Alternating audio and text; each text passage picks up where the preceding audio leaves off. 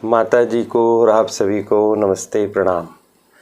आज के वीडियो में राष्ट्रीय शिक्षा नीति 2020 के अंतर्गत बीए, बीकॉम, बीएससी, बीएचएससी, बीबीए फर्स्ट ईयर जैसे कोर्सेज़ के लिए मेजर माइनर इलेक्टिव के पेपर का स्वरूप कैसा हो सकता है उस पर हम चर्चा करेंगे।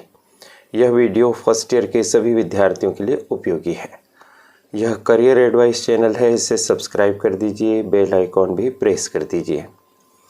साथियों, विभिन्न विश्वविद्यालयों के द्वारा टाइम टेबल जारी किया जाना प्रारंभ हो गया है और शेष विश्वविद्यालय भी बहुत तेज़ी से आपकी फर्स्ट ईयर की परीक्षा करवाने की व्यवस्था कर रहे हैं।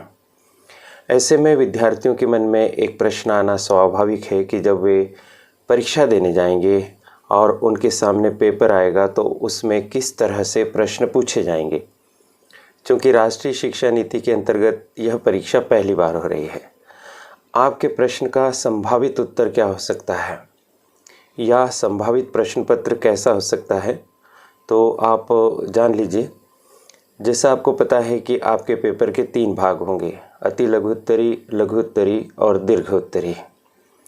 तो अपन ऐसा अंदाज़ लगा सकते हैं कि हर प्रकार के प्रश्न में प्रत्येक इकाई को शामिल किया जाए, यानी अति लघु उत्तरी प्रश्न में भी 5 इकाइयों से प्रश्न लिए जाएं, लघु उत्तरी प्रश्नों में भी सभी 5 इकाइयाँ कवर की जाए और दीर्घ उत्तरी प्रश्नों में भी सभी 5 इकाइयों को महत्व दिया जाए। यदि ऐसा होता है तो हर इकाई से 3 प्रश्न आ सकते हैं, अति लघु उत्तरी, लघु उत्तरी और दीर्घ उत्तरी। ऐसा होने पर आपको पेपर में 15 क्वेश्चन मिल सकते हैं और इन 15 क्वेश्चंस में से कितने आपको हल करना होगा, तो उच्च शिक्षा विभाग ने स्पष्ट तौर पर बता रखा है कि अति लघु उत्तरी प्रश्नों में से 3 प्रश्नों के आपको उत्तर देने होंगे, लघु उत्तरी प्रश्नों में से 4 प्रश्नों के उत्तर देने होंगे, दीर्घ उत्तरी प्रश्नों में से 2 प्रश्नों के उत्तर देने होंगे। इस तरह से कुल 9 प्रश्नों के उत्तर देने होंगे। यदि हमारा अनुमान सही होता है कि प्रत्येक इकाई से 1 प्रश्न आए तो कुल 15 प्रश्न आएंगे और 15 प्रश्न में से 9 प्रश्न आपको लिखने होंगे, यानी 9 प्रश्नों के उत्तर देने होंगे। ऐसा होने पर आपको विकल्प कितने मिलेंगे, यानी कितने क्वेश्चन में से कितने क्वेश्चन लिखना है और कितने क्वेश्चन आप छोड़ सकते हैं। तो अति लघु उत्तरी प्रश्न 5 आते हैं मान लीजिए, हर इकाई से 1 के आधार पर, और आपको लिखना 3 है तो 5 में से 3 आप लिख सकेंगे, यानी 2 क्वेश्चन अगर आपको नहीं आते तो कोई फ़र्क नहीं पड़ेगा। इसी तरह से लघु उत्तरी प्रश्नों में चूँकि आपको 4 प्रश्नों के उत्तर लिखना है, हर इकाई से 1 प्रश्न आता है तो 5 प्रश्न आ सकते हैं, तो आपको 1 प्रश्न छोड़ने का मौका मिल सकता है।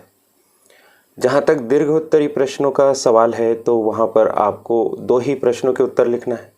हर इकाई कवर किए जाने पर 5 प्रश्न आ सकते हैं, तो 5 में से 2 लिखना है, यानी आप 3 छोड़ सकते हैं। प्रश्न पत्र का ऐसा पैटर्न रहने पर आपको सबसे ज़्यादा विकल्प दीर्घ उत्तरी प्रश्नों में मिलेंगे। 5 में से 3 आप छोड़ सकते हैं, केवल 2 ही करेंगे, और सबसे कम लघु उत्तरी प्रश्नों में विकल्प आपको प्राप्त होंगे क्योंकि 5 में से 4 लिखना होगा। एक पैटर्न तो यह हो सकता है। दूसरा पैटर्न ऐसा हो सकता है कि जैसे अति लघु उत्तरी प्रश्न आपको 3 लिखना है तो अति लघु उत्तरी प्रश्न 3 आपसे पूछे जाएं और हर प्रश्न के अथवा में 1 प्रश्न पूछा जाए। तो ऐसी स्थिति में आपको अति लघु उत्तरी प्रश्न 6 मिलेंगे और उसमें से 3 आप छोड़ सकते हैं, 3 आप कर सकते हैं। लेकिन ऐसा करेंगे तो फिर 5 इकाइयों को कैसे न्याय संगत ढंग से वितरित करेंगे, यानी 6 प्रश्न लेना है तो इसका मतलब है कि किसी इकाई से 2 प्रश्न भी लेना होगा। इसी पैटर्न को अगर अपन आगे बढ़ाएं और लघु उत्तरी प्रश्नों में 4 प्रश्न दे दें और हर प्रश्न के अथवा में 1 क्वेश्चन दे दें तो 8 क्वेश्चन आएंगे, उसमें से 4 करना है। लेकिन ये 8 प्रश्न कैसे बनाएंगे, कौन सी इकाई से 2 लेंगे, कौन सी इकाई से 1 प्रश्न लेंगे, यहाँ समस्या आ सकती है। इसी तरह से दीर्घ उत्तरी प्रश्न चूँकि आपको 2 करना है तो दोनों प्रश्नों के अथवा में 1 प्रश्न आ जाए तो 4 प्रश्न हो गए। तो यहाँ ये फिर प्रश्न आएगा कि भाई कौन सी इकाई को छोड़ दें, तो ये कठिनाई होगी। इसलिए ऐसा ज़्यादा संभावित लगता है कि हर इकाई से 1 प्रश्न पूछ लिया जाए, प्रश्नों की एक सूची बना दी जाए कि अति लघु उत्तरी प्रश्न खंड अ और ये 5 प्रश्न, इनमें से कोई 3 कर दीजिए। लघु उत्तरी प्रश्न खंड ब, ये 5 प्रश्न, इनमें से कोई 4 कर दीजिए। दीर्घ उत्तरी प्रश्न खंड स, ये 5 प्रश्न हर इकाई से, इनमें से कोई 2 कर दीजिए। तो इस तरह से हो सकता है। कहने का तात्पर्य यह है कि आपको कुछ विकल्प मिलेंगे, कुछ प्रश्नों को आप छोड़ सकेंगे और जो प्रश्न आप अच्छे से तैयार करके जाएंगे उनके उत्तर आप लिख सकेंगे।